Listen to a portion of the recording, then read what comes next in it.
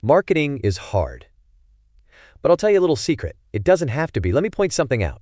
You're listening to a podcast right now, and it's great. You love the host. You seek it out and download it. You listen to it while driving, working out, cooking, even going to the bathroom.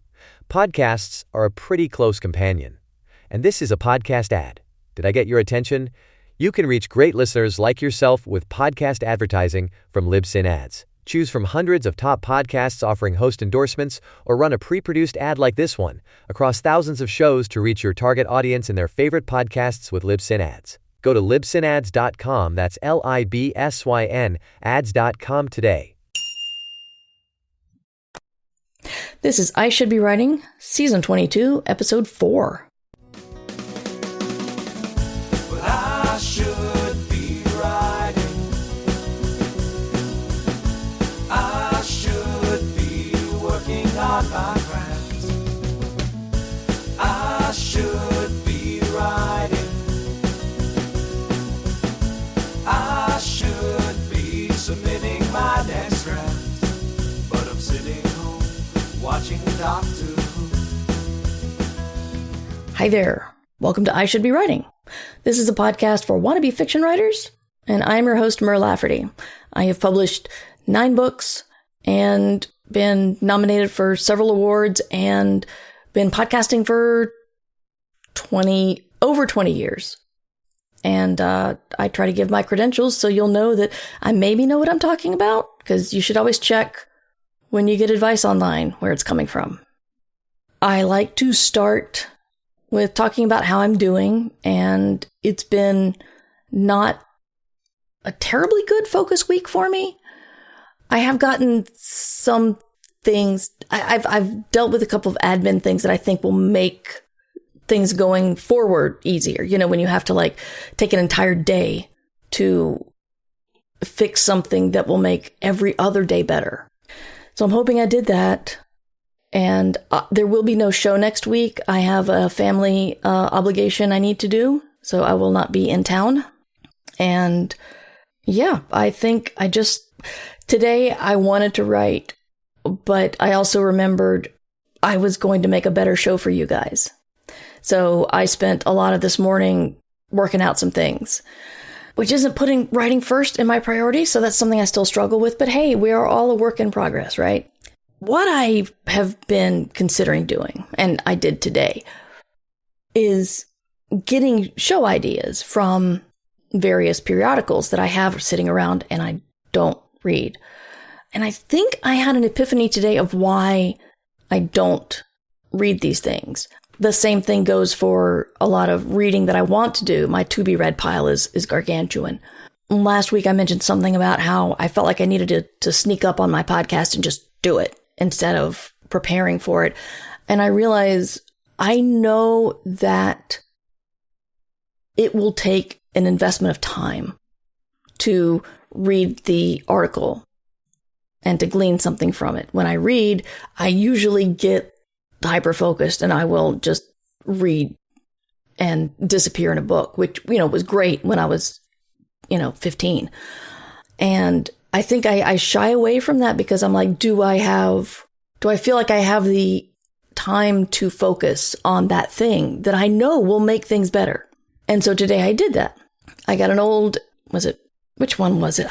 They're almost identical, I swear. Which one was it? Writer's Digest. Got an old Writer's Digest article, magazine, and started flipping through, and I found something. And I thought it was going to be me being derisive and saying they were wrong. But instead, I read something and learned a lot, which I think we can all learn from. I am going to be talking about writing contests, and I've talked about them before. Now we're just going to be talking about, have I changed my mind? And, the TLDR is yes. You guys can leave now if you really need to. The answer is yes. And that's about it. Writing contests, my previous thought was, if you want to win a writing contest, you spend money and you write a story and you send it in, and one person or a very small number of people will win. And you don't know what you win. Usually it's something like a copy of the periodical or publication on their website. And when you submit a story to a magazine, you write a story, you submit it, only a few get picked, but you don't spend money. So if you think you're writing something good enough for a contest, why not just write it for a magazine? That was my previous thought. And I mean, there are contests that try to do rights grabs. You know, if you submit to them, then they have the right to your likeness, your story, other right, film rights, whatever. They'll grab whatever they can. That's not great. Other things, and this is not a writing contest, but this is either the Webbies or the new podcaster thing they have. It's not new, but it's newer than the Webbies, because they contact me every couple of years and say they'd love my podcast to be like on the ballot. It costs money. It costs a lot of money. And I look, and they have massive big name sponsors, and they proudly say how many people are nominated or win or whatever. And so I did the math of how many millions they were making, because I don't know how much they're making from the sponsors, but I know how much they're making from the actual people who run the shows. And that's like $300 to $500 depending on the show. So no, hell no. But in reading this article, I discovered that there are contests that have changed. And we're going to talk about two of the contests that have changed. Rather, two contests have changed the way contests work pretty much online. It's pretty impressive. The first one I'll talk about is New York Midnight, nycmidnight.com. This is a group where they run these rolling kinds of contests. They'll have contests of screenwriting, microfiction, flash. I forget all of them. But actually, oh wait, I had the website, didn't I? Yeah, there it is. I don't know if you guys can see that, but I did pull it up. But they have these rolling challenges that are, here it is, 100-word microfiction, 250-word microfiction, 500-word fiction, flash, rhyming story, scary story, screenwriting, and short story. And they only they start each contest many months apart. So right now, upcoming is the microfiction challenge, the 100-word microfiction challenge. What they're working on right now are different stages of the other contests. So unfortunately, I didn't find out about this before February 13th, because that's when their screenwriting challenge went. And their screenwriting challenge is like 10 pages. It's not like a full feature film thing. But there are several tiers. So you get past the first tier, the first stage, you go on and they'll give you another challenge to write. They give you the prompts, and apparently the money is good. They give lots and lots of money. They specifically say they don't do rights grabs. They have a thriving community, and it's really interesting. You've got the calendar here where they say what's going on right now. The screenwriting challenge first round is going on right now, and they're on scary story second round, and then the final round is coming up, and then the entry deadline, it's got all of these things are staggered through the year, and it's impressive. You know, I looked at the requirements, and let's enter the microfiction. I'm not going to enter the microfiction. I'm just looking at the registration. It is $30 until the deadline, until the early entry, and then $36 before March 20th. And you can get a discount for posting on social media. And they donate to charities.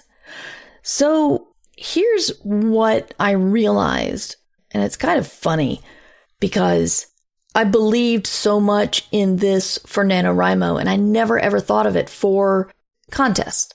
With NaNoWriMo, some people are just like, I write every month is NaNoWriMo. I'm always writing. Why are you being so special and doing it in November? I agreed that it gave people a sense of camaraderie, other people doing the same thing. It gave you a community to talk to about what you were doing, and it gave emotional support. These contests seem to do the same thing. They give you prompts, and a lot of people get, as we discovered when we were doing the Kick in the Pants workshop, you get, when you're told you're limited with a prompt, that unlocks some kind of creativity vault in your head because your forebrain is going, oh, I have no idea. Why do you want me to write a story about that? And your hindbrain's going, just hang on. We got it. We'll get something. We'll get something out there. And it's kind of hard to stimulate that hindbrain. It's like big and lazy. And I think it's very, very strong in most creatives, but learning how to tap into it is the challenge.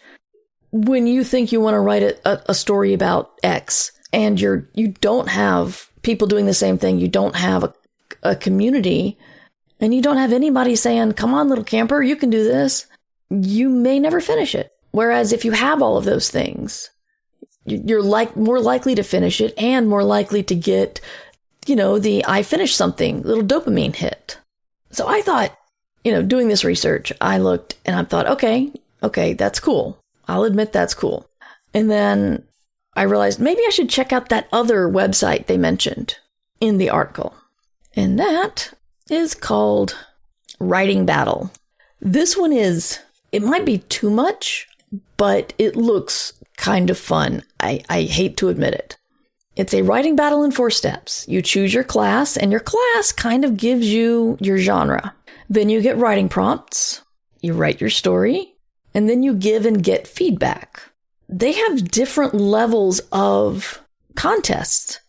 There's the peer voted contest, and then there's the judge voted contest. The judges include Ken Liu and Shelby Van Pelt, who I haven't read her, but I see Remarkably Bright Creatures on every featured desk on every bookstore I go into, and it's about octopuses. So I can probably guess that she'd be a good judge. And then there are several others, but it was Ken that really stood out to me. And again, the battles run about $20 to $40, depending on whether you get there early or you do the professionally judged battle or the peer judged battle. The cash prize pool is large, like $30,000 are the pool, and the professionally judged one, $10,000 for the peer judged. And then they got the information on the pro judged rules versus the peer judged rules. And here's what excited me about this. People have asked a lot lately. They can't find a writing workshop. They don't know how to do it. And I will fully agree. I had a lot of trouble finding a writing workshop when I was starting out. But I found the Online Writers Workshop, OWWSF. I can't even remember. I don't even know if it's legit anymore. But you had to pay to join. And then you got behind a paywall. And then you did your story and you critiqued other people's stories, and you had to do 4 critiques for every story you submitted to make sure that, you were pulling your weight. And it did that whole thing of it gave a community. We were often, not writing the same stories, but we were started to keep up with the people you worked with. And this sounds like that a lot, because there are peer judge things. There's comments. There's, except this one, you can actually get cash back. So I think this is pretty amazing. I tried to look at the whole site, and it's the kind of site that blocks half of it for members only. So I couldn't even see what they have.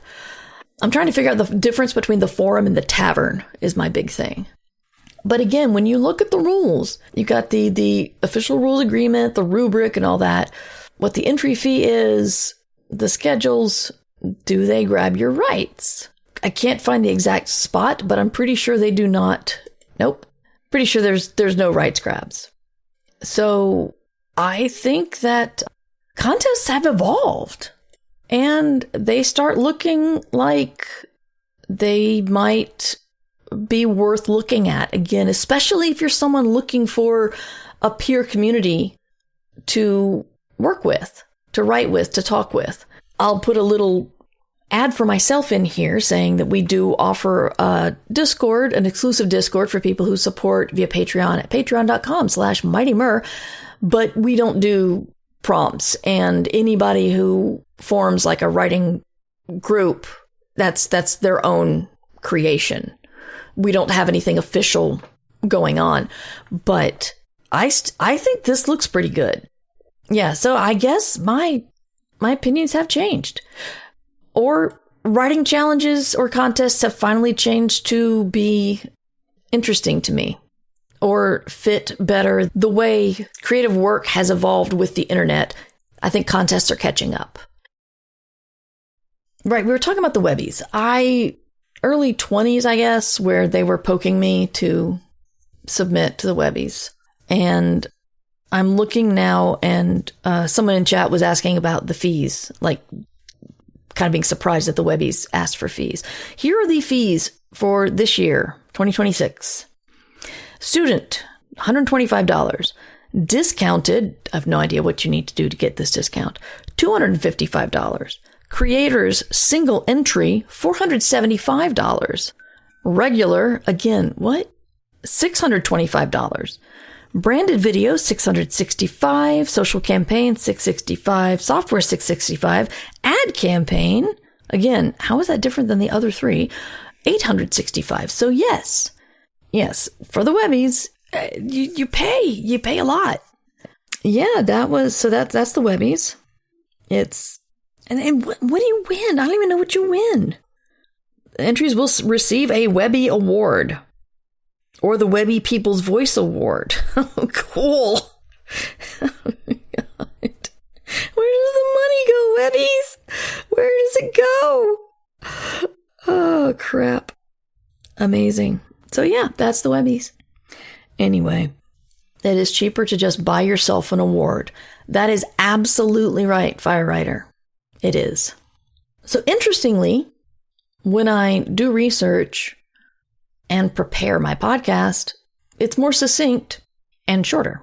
So I'm open to questions or anything people want to talk about, but those I can thumbs up these writing contests. I think it's probably pretty cool.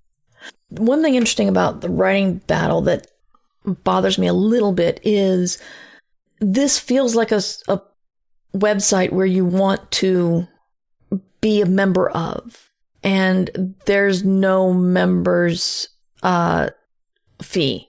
It looks, from what I can tell, you pay per story. So I don't know what happens when you, like that story that you submitted, when that battle's done and you may not want to go for the next one. What happens to your ability to wander around the site? I don't know that. Perhaps I will look into what that is. But anyway, if anybody looks into these and decides to take part, let me know. I'm curious how that would go. I'm getting flashbacks to those student honor society things where your parents could pay a bunch of money for a book with your name in it. Yes. The was it Who's Who or National Honor Society? No, that was a real thing. I can't remember. My kid was also invited to spend money for a book with their name in it. Have I joined just in time to bring things to a close? Kind of, unless people want to talk about something else. I actually, as I said, I did research and made notes for this episode. So the downside is it's tighter and more succinct for, which means it's over sooner rather. But anyway, the long and the short of it, Crystal Briar, is I have changed my mind about writing contests. Writing Battle looks interesting, and nycmidnight.com looks interesting. I'm not endorsing them. I'm not sponsored by them. But from doing my research this morning, they look pretty cool for giving prompts, creating community, urging you to write, giving support. Writing Battle gives peer reviews, gives peer awards. It's just interesting. So if anybody tests it out, please let me know the experience for you. But I feel like it's the same as NaNoWriMo in the sense that you are joining a group of people who are doing the same thing you are, and therefore you're not alone. Whereas talking to other writers who are also writing a thing is a little bit more vague. We have a first-time chat. Supernova Cat, welcome. I've been doing NYC Midnight for a few years now. There's a forum area where everyone can share their stories and get feedback. It's pretty cool.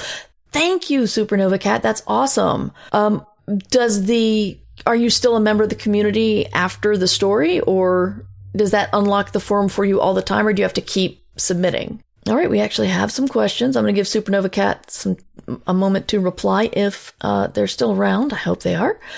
We got 2 questions. I'm going to go with Valerie's first because it's not a question. It's just a bit of news. SIFWA mentoring program apps are closing soon, and that will get you in touch with a member of veteran writer in SIFWA. You do not need to be a member of the Science Fiction Writing Association.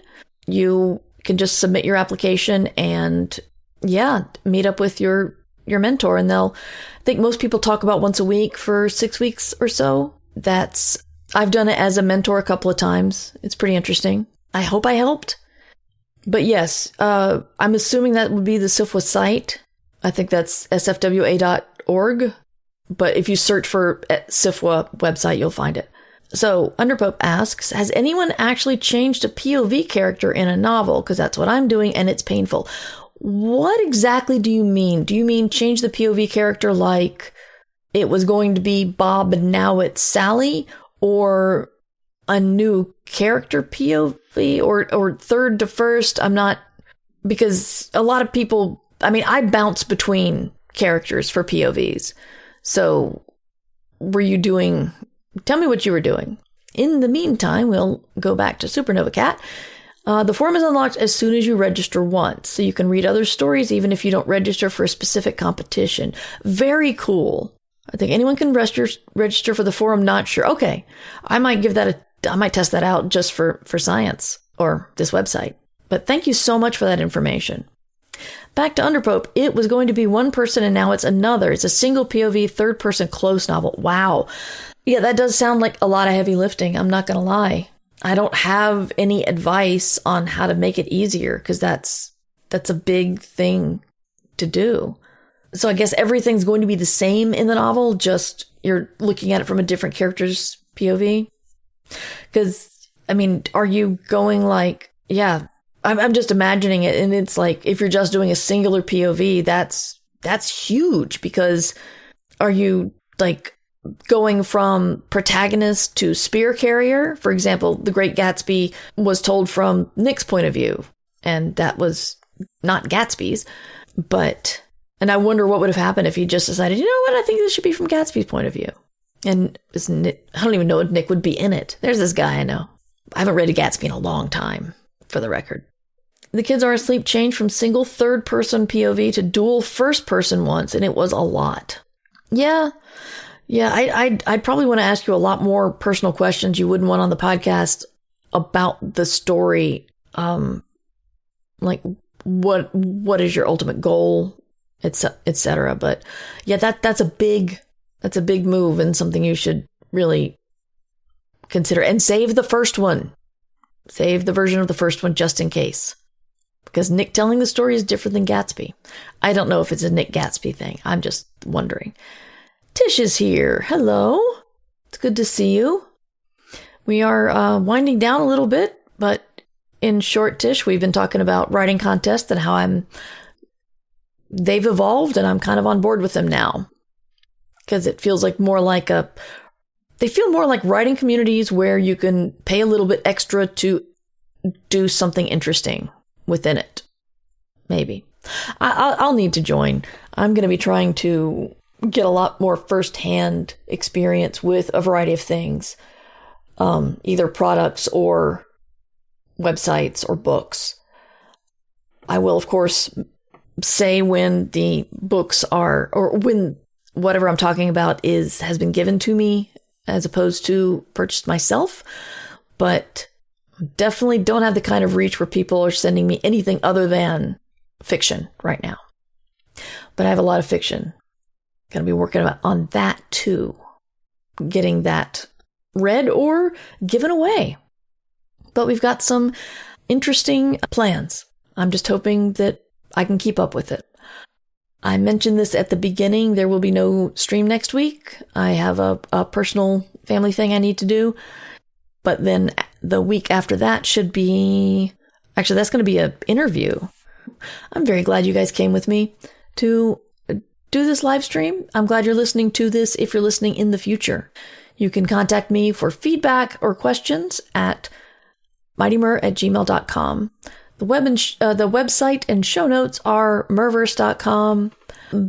Everything I do is sent out through Patreon, ad-free and early. And that's patreon.com/mightymur, where you can go and join the Fabulous and enter the Discord, and the archives are done. I'm just releasing them on a schedule. And yeah, it's a good time.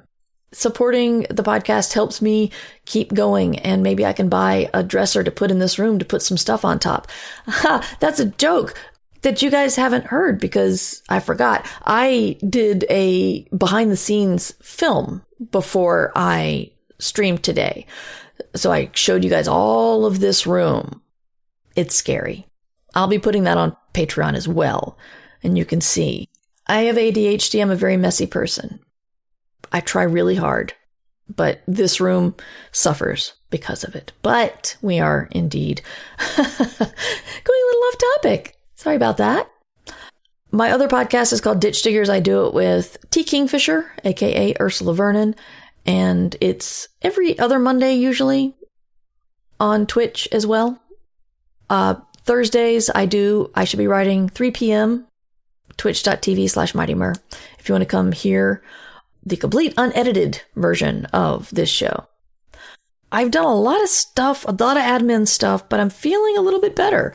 And I think I can be writing now. So you should be too.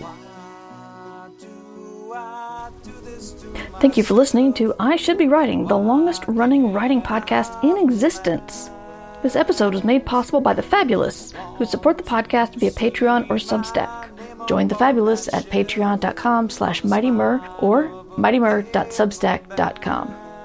Theme music provided by John Anelio, art provided by Numbers Ninja, and podcast hosting provided by Libsyn. This episode is released under Creative Commons Attribution Non-Commercial No Derivatives 4.0 license. You can find all of my books and podcasts at murverse.com.